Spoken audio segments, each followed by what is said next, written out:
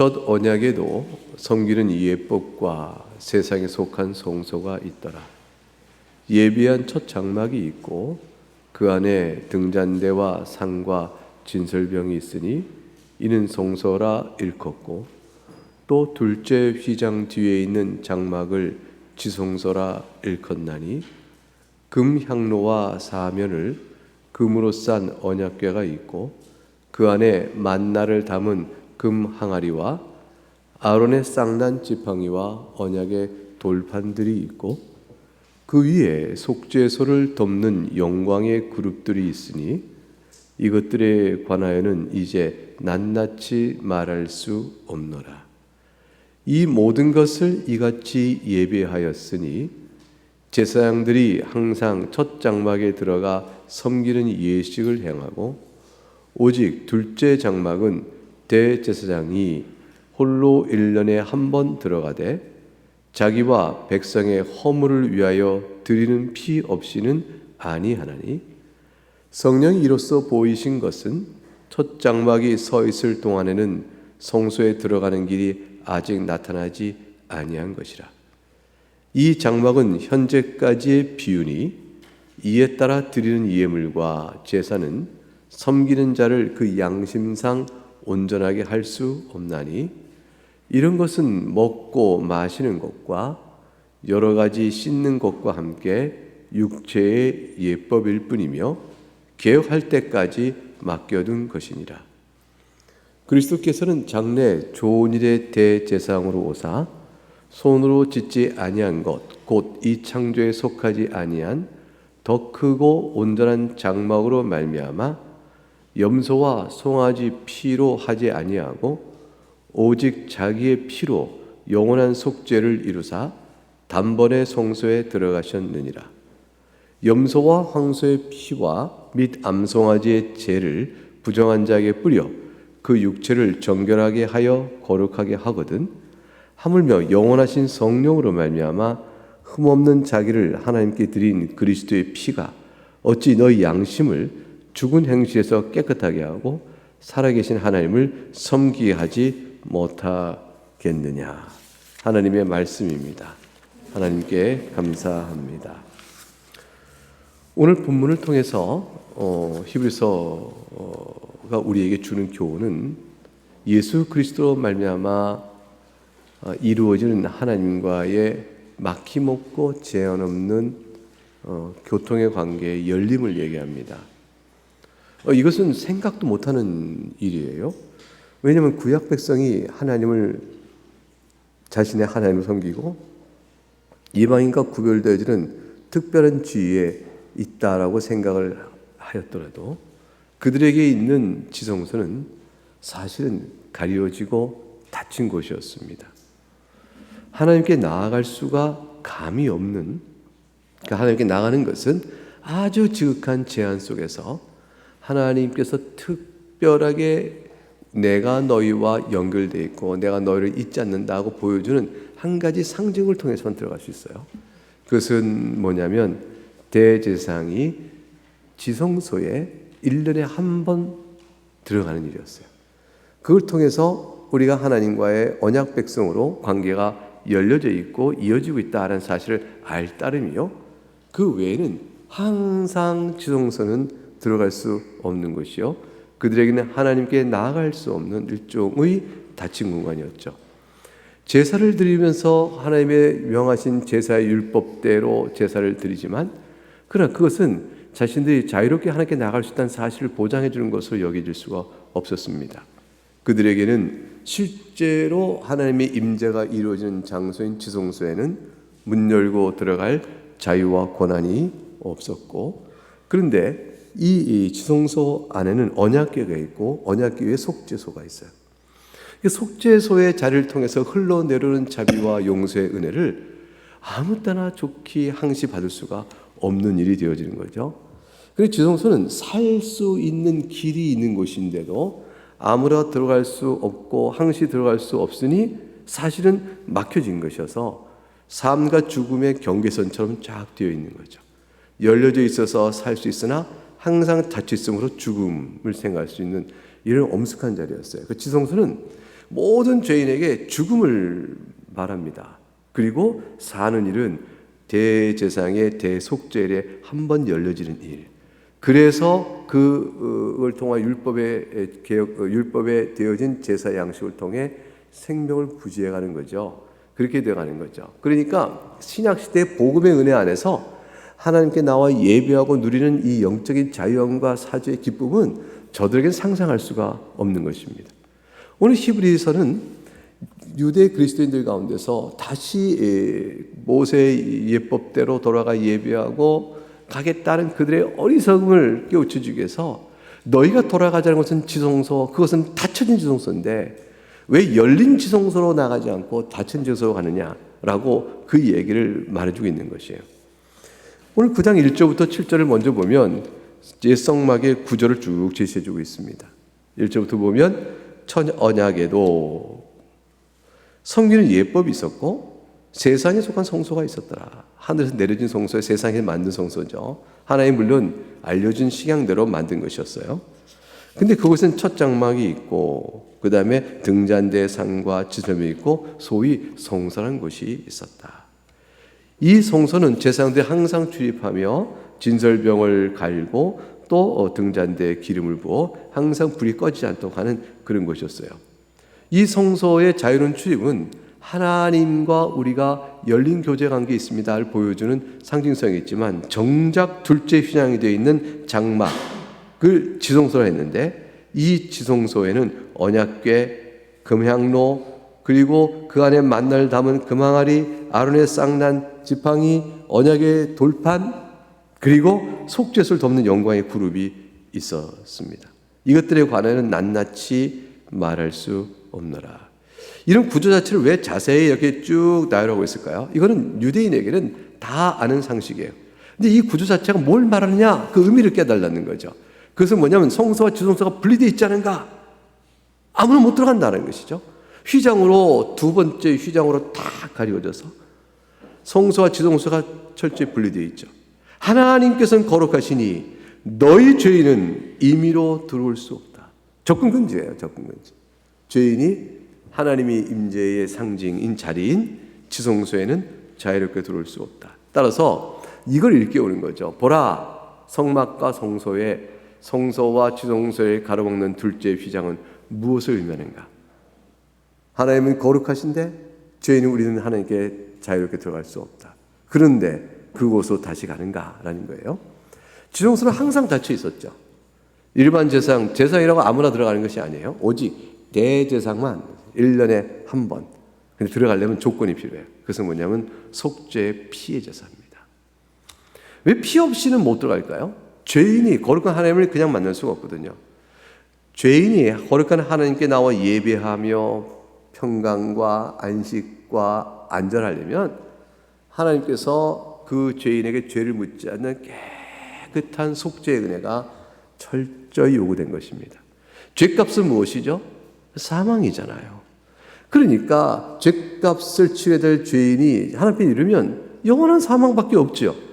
반드시 하나님과 죄인 사이에는 죽음이라는 장벽이 켜져 있는 거예요.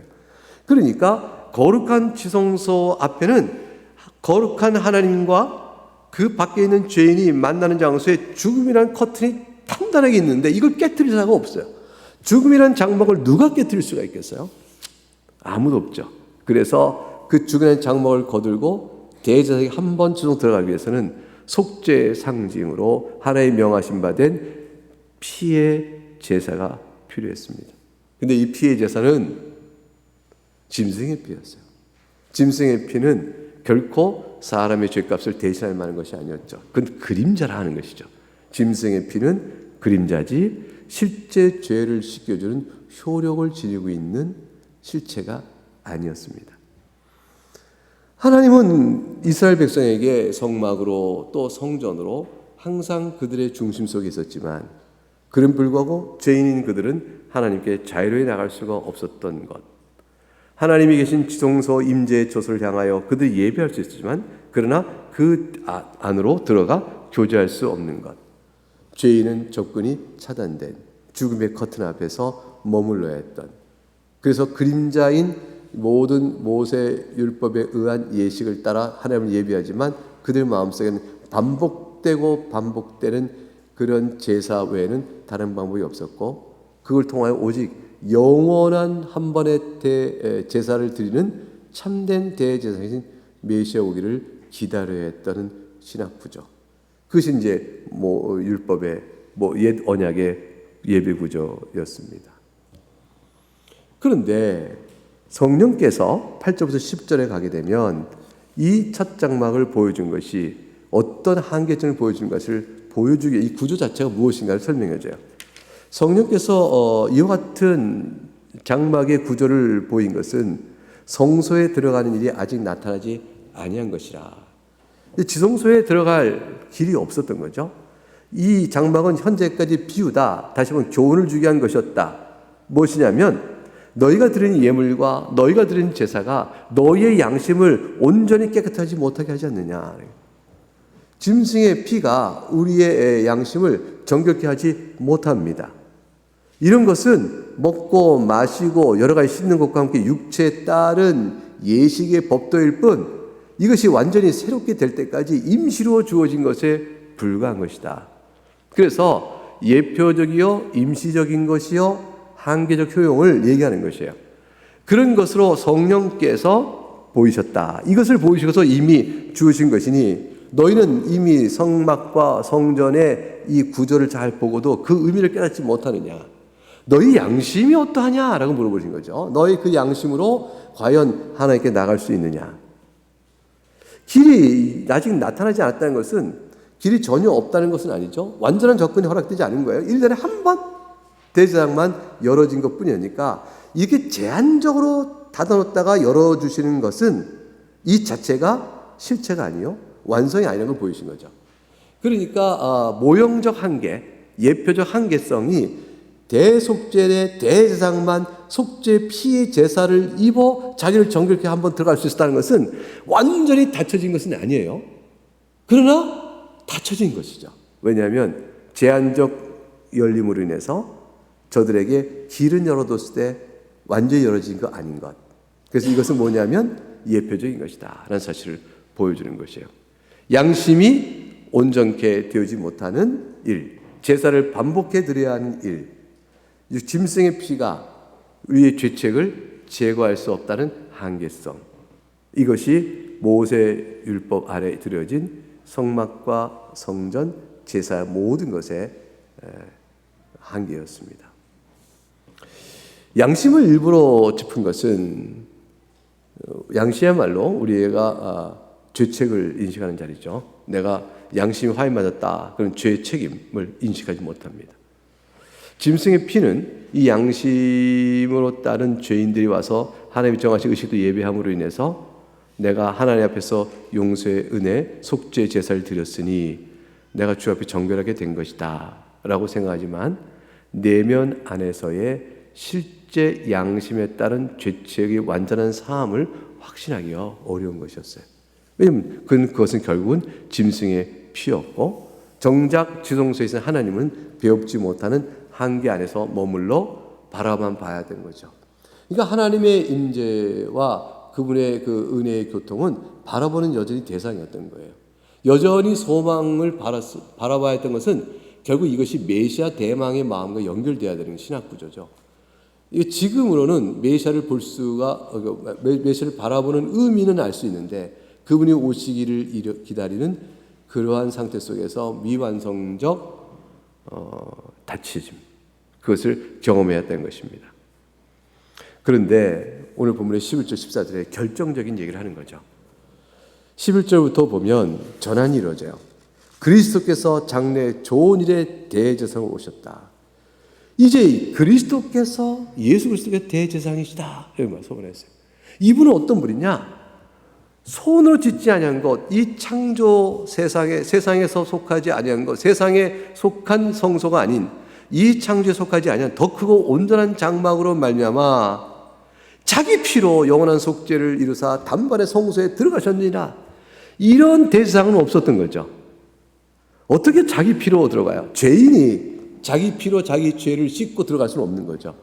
그러니까 죄인이 들어갈 수 있기 위해서 순전한 제물을 피에 속하여 나로서는 내 죄책을 질 수 없으나 주께서 동물의 피로 제사 드림으로 씻긴다라는 의식을 말씀해 주셨으니 그 동물의 피가 어찌 우리 죄를 씻겠습니까? 그러나 주께서 말씀하셨으니 그런 줄 의식을 따라 주 앞에 나갑니다 하는 일에 그쳐버렸던 옛 언약이 이제는 자기 피로 성소에 들어가시는 속죄의 은혜를 베푸시고 성소의 은혜에 들어가시는 분이 나타나셨다. 이야말로 참 대제사장이시다. 근데 이분이 자기 피로 속죄 사역을 이룰 수 있는 것은 그분이 죄인이라면 결코 속죄 사역을 이루지 못할 것이다. 그러니까 어떤 교가 나오냐면 참된 모든 제물의 참된 원형이에요. 모든 제물들의 참된 원형. 근데 이것은 그림자에 불과하며 죄책을 씻을 어떤 힘과 능력이 없는 것이지만 진정한 의미의 죄책을 다 씻어버릴 무음하고 순전하며 죄가 없는 그런 대제사장이 자기 피로 속죄 제사를 이루신 거죠. 그래서 염소와 황소의 피와 또 암송아의 죄를 뿌려서 부정한 자에 뿌려서 정결케 한다고 했던 구약의 예법을 생각해봐라. 하물며 그것들이 육체를 정결케 하고 거룩게 하거든 하물며 영원하신 성령으로 말미암아 흠없는 자기를 하나님께 드린 속죄의 그리스도의 피가 어찌 너희의 모든 죄책과 죽은 행실에서의 모든 것에부터 깨끗하게 하지 못하겠느냐. 이걸 역설한 거예요. 여기서 이제 양심의 대조가 나와요. 그러니까 구약의 백성들은 양심의 눌림 속에 항상 있을 수밖에 없었던 거죠. 그래서 양심의 죄책이 깨끗해진 보장을 못 받고 확신을 못 받으니까 죄가 생겨날 때마다 제사를 드려야 되는 것이에요. 절기 때마다 제사를 드려야 되는 것이고 끊임없는 반복된 제사 속에서 자기 죄의 용서에 은혜를 구해야 되는 것이에요. 근데 이 더럽혀진 그 죄의 양심 속에 온전치 못하는 것은 결국 끊임없는 제사의 눌림 속에 있을 수밖에 없는 거죠. 그런데 예수 그리스도로 일한 속죄의 제사는 전혀 성격이 다른 것이에요. 그것은 우리에게 손어진 장막이 아니요 더 크고 온전한 참 장막. 염소 송아지 피가 아니라 그리스도 자신의 피. 반복이 아니요 단 한 번의 제사. 일시적으로 한 번 그렇게 됐다라고 확실하게 돌아오는 게 아니라 영원한 속죄를 이루었으니 이게 우리의 양심 속에 나는 죄 사함 받은 자다라는 확신이 얼마나 견고하며 분명한가라는 것이에요. 죄 용서 받은 사실에 대한 너무나 분명한 확신을 버려버리고 다시 옛 길로 돌아가서 양심에 온전치 깨끗하게 누지 못하는 대로 가겠느냐. 반복은 이제 끝났어요. 상징도 아니에요. 그림자도 없어졌어요. 이제는 완전한 실체로 이루어진 겁니다. 사랑하는 교회 여러분, 예수 그리스도의 그분의 피로 인하여 지성소에 단번에 들어가게 되면 문이 확 열려버려서 둘째 장막이 완전히 찢겨졌죠. 그래서 성소와 지성소 문이 완전히 활짝 열려버린 것이에요. 열려버려서 오직 예수 그리스도의 속죄의 은혜만 의지하면 거룩하신 하나님 보좌 앞에 담대히 들어갈 수 있는데 그것은 완전한 속죄 제사요. 반복이 불필요한 속죄 제사였기 때문에 우리가 그리스도의 속죄를 믿고 들어가면 되는 것뿐이에요. 이것은 우리의 양심을 완전히 해방시키는 것이죠. 우리의 양심을 완전히 자유케 하시는 것이에요. 성도가 하나님 앞에서 예수를 믿고 예배하고 나갈 때 여러분 마음속에 양심의 자책감, 정죄감 이런 것을 여전히 갖고 있을 것이에요. 우리가 예수를 믿고 죄사함의 은혜를 확신하고 감사하면서도 왜 여전히 우리 마음속에 이 정죄감이 남아있을까?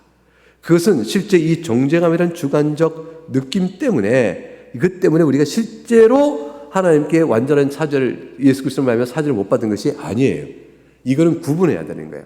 객관적으로 그리스도의 피로 말하면 우리 완전한 사죄를 받은 사람이에요. 그래서 객관적으로 하나님 보실 때 우리는 완전히 깨끗한 사람들이에요. 그리스도 안에 있음으로 말미암아. 이건 어마어마한 선언이에요. 어마어마한 복이에요. 그런데 우리 마음에 정죄감이 남아요. 이 정죄 심리는 뭐냐면 실제로 육체에 남은 소욕 때문에 죄를 범하여 하나님께 악을 범하기 때문에 나오는 책망이요. 성령께서 우리를 책망하는 정죄감이에요. 그리고 이것도 용서받은 사실에 있음에 불구하고 왜 정죄감이 남느냐. 이 정죄의 기억으로 그 정죄의 기억을 통해서 예수 그리스도를 다시 바라보게 하며 우리를 성화로 이끌어 가셔요.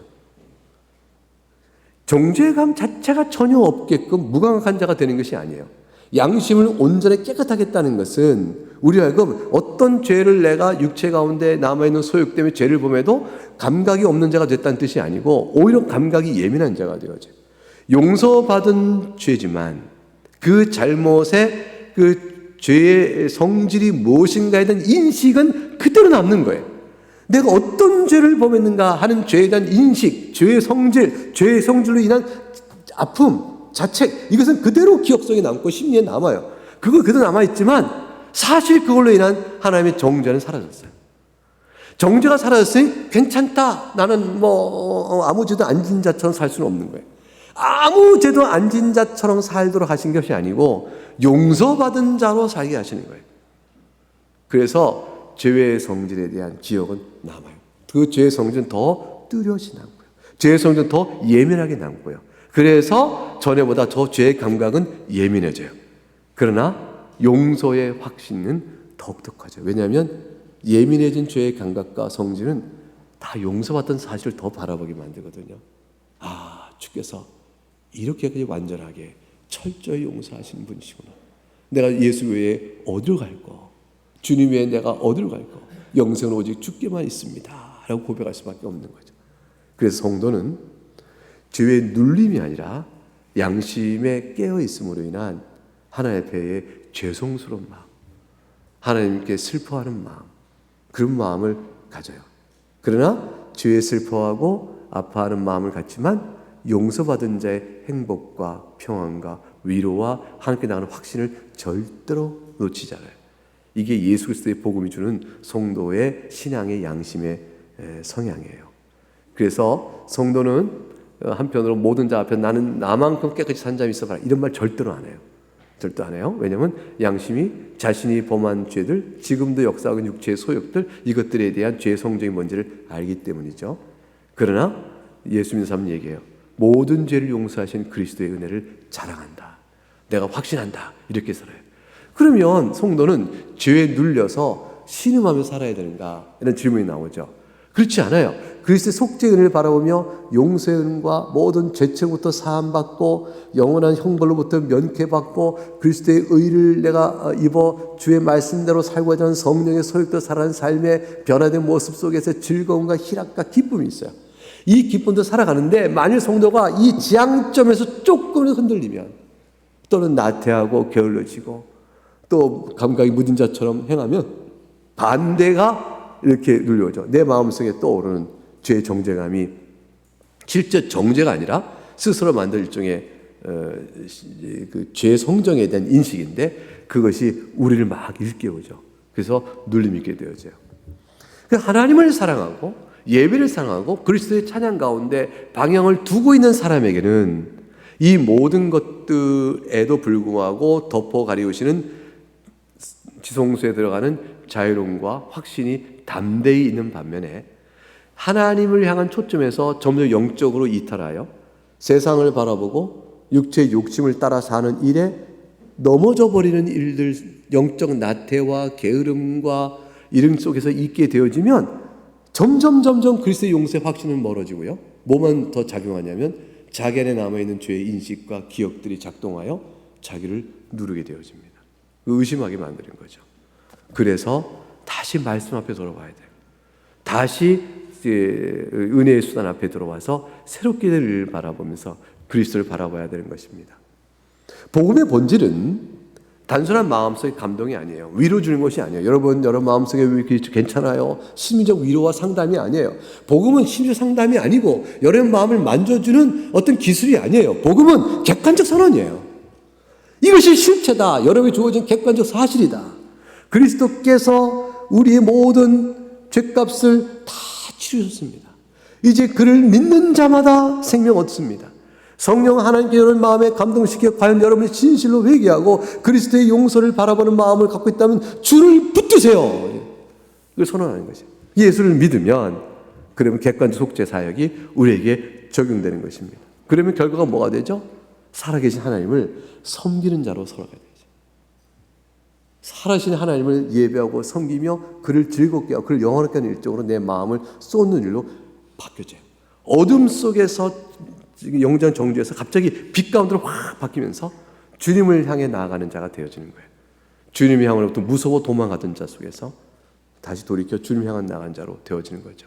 두려움이 사라지고 하나님을 향한 담대함과 확신이 생기게 되어지는 거죠.